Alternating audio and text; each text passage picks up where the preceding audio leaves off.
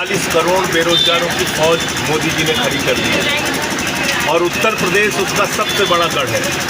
आपने वादा किया था 2 करोड़ नौकरी हर साल देंगे, उसको कूड़ेदान में डाल दिया।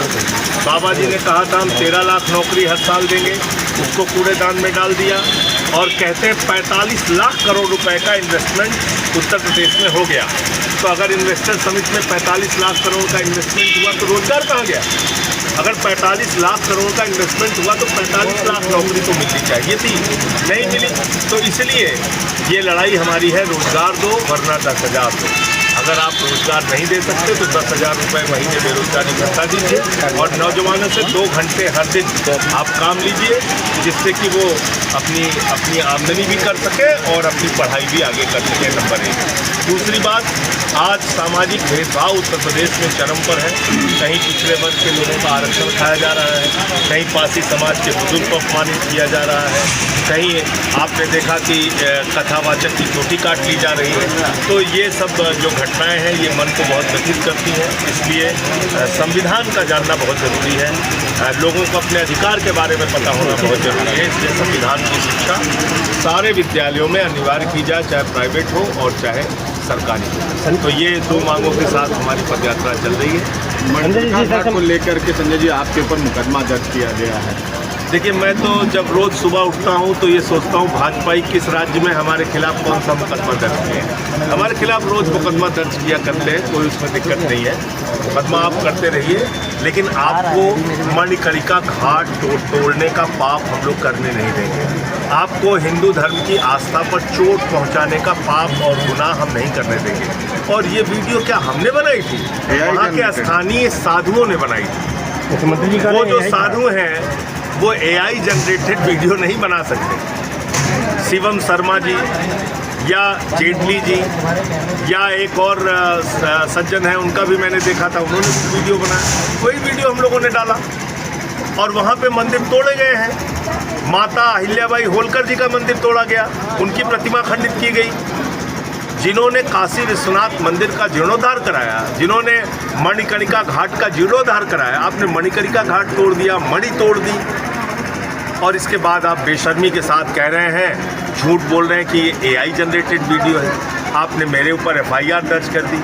तो अगर आपको लगता है कि आप इन बातों से अपने गुनाहों को दबा लेंगे तो आप ये गलतफहमी अपने दिमाग से निकाल के कूड़ेदान में फेंक दीजिए। हम आपका विरोध करेंगे। आपको 2-4 और FIR करना हो कर लीजिए। हाँ, एक बात जरूर स्पष्ट कर देना चाहता हूँ, मंदिर तोड़ने के जो गुनहगार लोग हैं उनके ऊपर हम भी FIR दर्ज कराएंगे। ऐसे नहीं कि आप पाप करते जाएंगे, गुनाह करते जाएंगे और सीना ठोक के घूमेंगे, ये चीज़ नहीं चलेगी। इसलिए FIR हमारी ओर से भी होगी, हम भी FIR कराएंगे।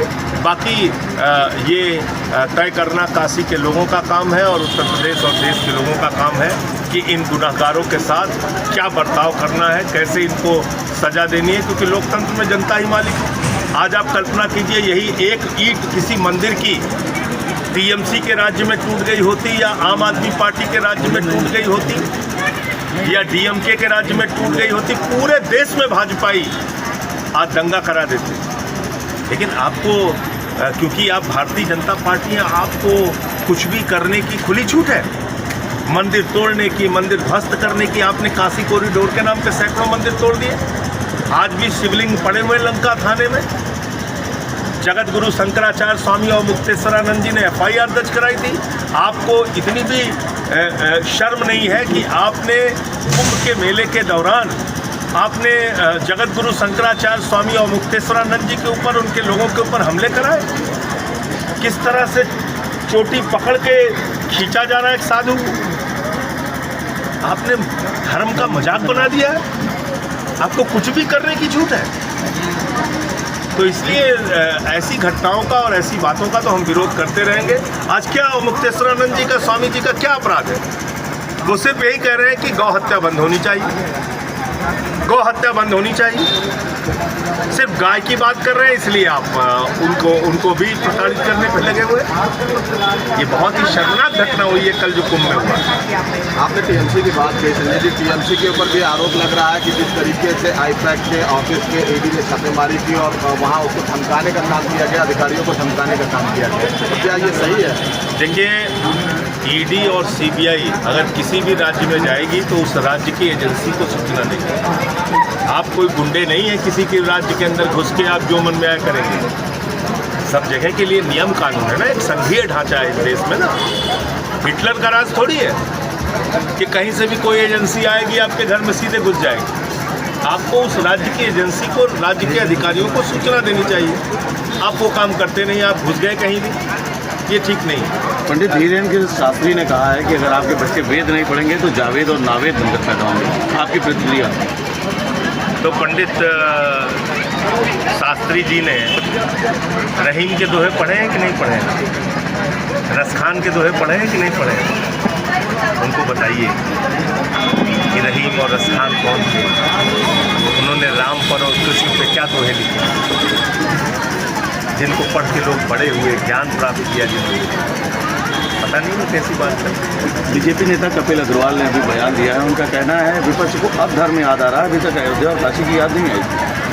वो उनसे गेट कीपर हैं अयोध्या काशी, उनसे पूछ के हम लोग काम करेंगे। हैं? तुम धर्म के नाम पे धंधा करोगे, तुम मंदिरों को तोड़ोगे।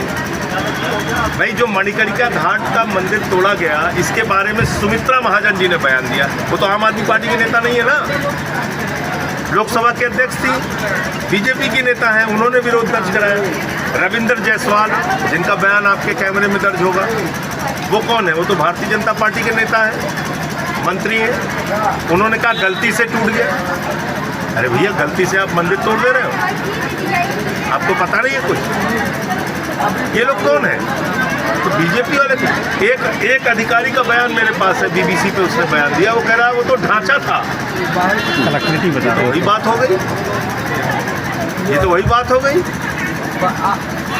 ढांचा था। आपने मंदिर को ढांचा बता दिया है?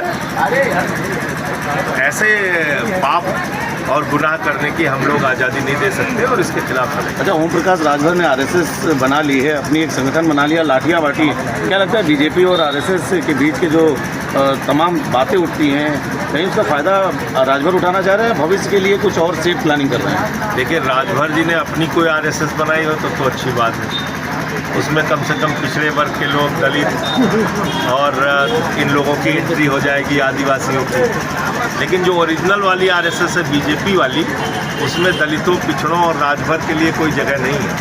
इसलिए उन्होंने अच्छा काम किया अगर अपनी आरएसएस कोई अलग बनाई है तो उसमें कम से कम दलितों, पिछड़ों, आदिवासियों को भागीदारी मिली है।